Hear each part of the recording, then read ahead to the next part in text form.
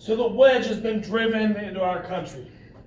The 1850s has just seen one swing of the hammer after another, driving that wedge, pounding it deeper into the country. We've seen things like the Compromise of 1850, the Fugitive Slave Act. We've seen Harry Beecher Stowe writing Uncle Tom's Cabin. We've seen the Dred Scott case. We've seen Bleeding Kansas, Pottawatomie Creek, the Bleeding Sumter.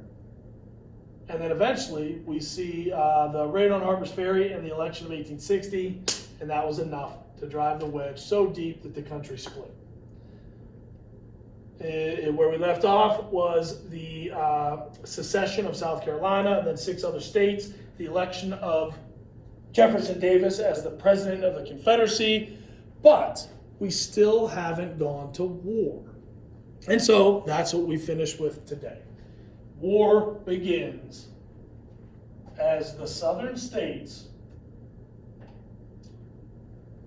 start preparing for this separation into a new and completely different independent country, the Confederacy. The situation is a little bit dire at this point. People were freaking out, wondering, what are we going to do? What does this mean? 7 states have seceded from the Union. They have a new president, Jefferson.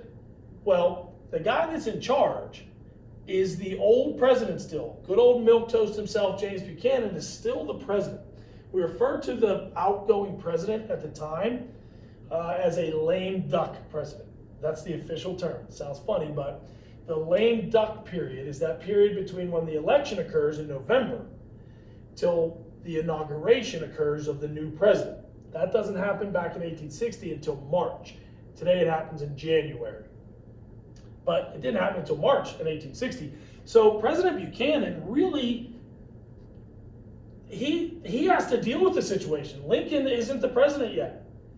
What do you think milquetoast James Buchanan did to deal with this situation? Well, if you're paying attention to what we've learned about him already and what's on the board right now, President Buchanan did nothing. He just basically crawled under the desk in the Oval Office and hid there until it was all over, right?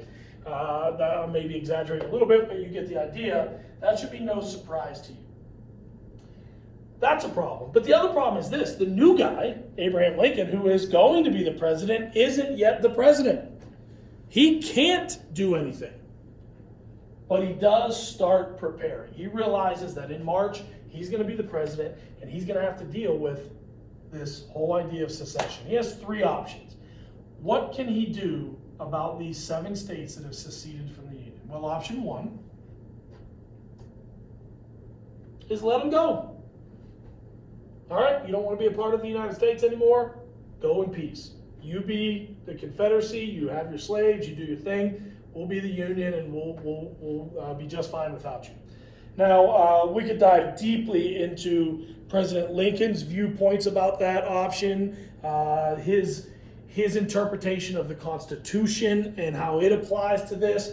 But in the end, you know that this isn't one that he's going to opt for. But it's at least on the table. A second option, when he is finally inaugurated in March, is to maybe sit down and try to negotiate some sort of compromise between the North and the South. We've done it before. Maybe we can come up with a new compromise to keep us together. How do you think John Brown would feel about that option? I think John Brown's probably done with the idea of compromising, right? Of course, John Brown's done completely. He was hanged after Harper's Ferry, but I don't think he'd like that idea, but it's an option. And then the third option is to insist that those 7 southern states return to the Union. Use force if necessary. We are going to force you 7 states to remain part of this country under any circumstance. Ultimately, if that's the option we're going to go with, it probably means using military force to do so, right? So Lincoln is going through all of these options as he's putting together his advisors, his cabinet. He's getting ready to become the president. But he really can't do anything until he is president. And that gets us to April of 1860. So Lincoln does get inaugurated in March. He is now the president, and he is now trying to decide which of those 3 options he's going to do to try to solve this crazy situation. Well, while he is trying to see what peaceful solution he can come up with, those southern states are basically, they're making their new country. The Confederates are seizing government positions in these 7 southern states. They're taking over the court buildings, the office buildings, the court system, the forts, the military, the post office, everything. Now, it's not like a hostile takeover. Basically, all of the government officials that are working in these government installations all sort of agree with this idea of secession. And so they basically, they just take the American flag off their uniforms and put a Confederate flag on the uniform. So it's just this sort of transition away from being a part of the United States and becoming the Confederacy. Now, that's all going pretty smoothly, except for one fort that refuses to take the American flag down and put up a Confederate flag. That fort is in Charleston, South Carolina, and it's called Fort Sumter. Fort Sumter on this map is on this little island inside. This is Charleston Harbor here. Here's the city of Charleston. Here's the Atlantic Ocean out this way. Fort Sumter is built on this island, and it protects the harbor and anything coming into the city. Well, the commander at Fort Sumter refuses to surrender the fort to this new Confederate States of America. Well, the Confederate army that is now forming decides to surround Fort Sumter, and you see all these little red dots along the coast here in the harbor, and they have all these red lines. I don't know how well you can see that, all sort of drawn on that island. That island is surrounded, and all these Confederate cannon are now pointing at it. The commander of Fort Sumter is sending messages north to the new president, President Lincoln, saying, listen, I'm surrounded. I'm not surrendering the fort. This is going to turn ugly. We need reinforcements. You need to send the military down here to help us. President Lincoln refuses to do that. Why? Well, if you go back to the 3 options, number 3 is the last one that Lincoln wants to use. He doesn't want to go to war with this. He's trying to figure out a peaceful way to solve this issue. So he doesn't send reinforcements to Fort Sumter. And eventually, the Confederate commander that is in charge, that has Fort Sumter surrounded, his name is P.G.T. Beauregard, Pierre Gustave Toutant Beauregard. PGT is a lot easier. He orders that the Confederate forces fire on Fort Sumter. That happens on April 12th, 1861. And that's really considered to be officially the first shots of the Civil War, because when that happened, Fort Sumter falls. They have to surrender. They're going to get obliterated.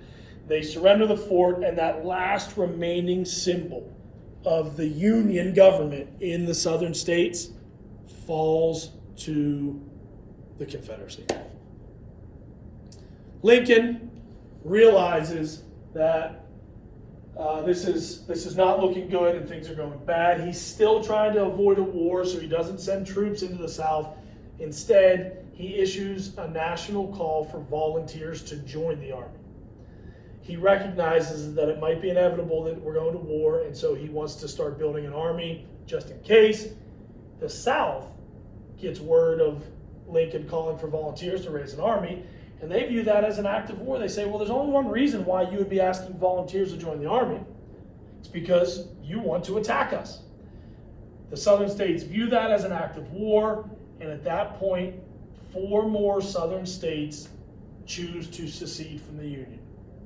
Those 4 are Virginia, North Carolina, Tennessee, and Arkansas. So let's go back through that and see. The first state to secede when Lincoln was elected president without any votes from the South was South Carolina. We put in our notes that 6 others, 6 other states joined them. So that was originally 7 states that made up the original Confederacy. There are some other southern slave states that are on the fence and they're not sure what they're going to do when Lincoln calls for volunteers to start raising an army. 4 of those remaining southern slave states, Virginia, North Carolina, Tennessee, Arkansas, they joined the Confederacy. So in the end, there's a total of 11.